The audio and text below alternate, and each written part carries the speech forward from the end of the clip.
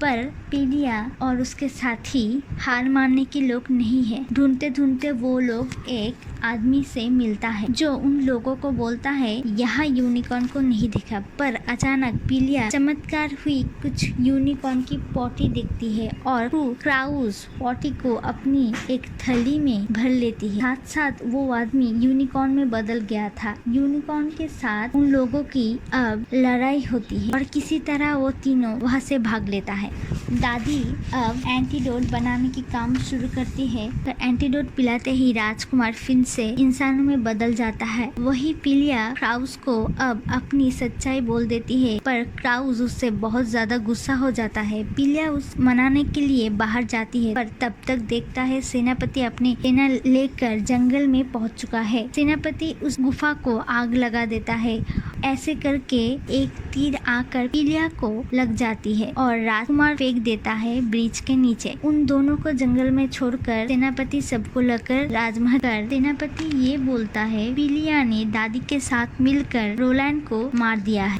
अब जंगल में देखा जाता है पीलिया को जो तीर लगा था वो क्रूस के दिए हुए डॉल पर लगी थी। नीचे देखा जाता है नीचे रोलैंड भी जिंदा है, पर वो किसी पत्थर में अटकी हुई है। जादूगरनी के झाड़ू के मदद से वो दोनों पहुंच जाते हैं महल में। पीलिया अब शहर में आके सेनापति के हाथों से सभी लोगों को बचा लेती है और ये बोल देती है सेनापति ने ही राजा को मारा है। अब राजकुमार को मारना चाहता था। अब रोलैंड को देखने सुनने के बाद सभी को यकीन आ गया था। पीलिया क्राउस से माफी मांगती है और क्राउस उसे माफ कर देती है और ऐसे में ही दादी भी आती है। अब उन लोगों का एक ही लक्ष्य था, वो था सेनापति के हाथों से राज्यवासी को बचाना। तरफ हम देख पाते हैं सेनापति अपने पालतू बिल्ली को जादू के मदद से बहुत बड़ा कर चुका था। रोलैंड भी सेनापति के लोगों के साथ लड़ाई कर रहा है। फिर पीलिया पर हमला कर देता है। सेनापति दादी एंटीडोट कर रही थी। ऐसे करते करते पीलिया को नीचे गिरा देती है,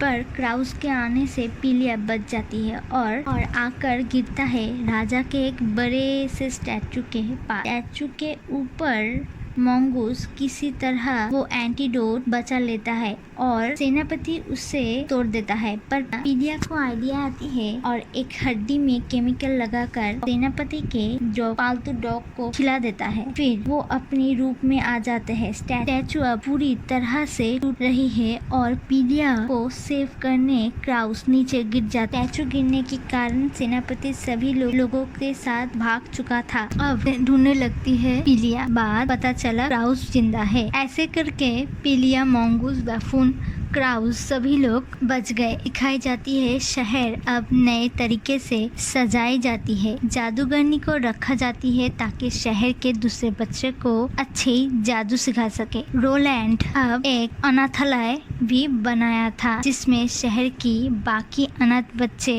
यहाँ पर रह सके। ऐसे करके पीलिया की कहानी खत्म होती है।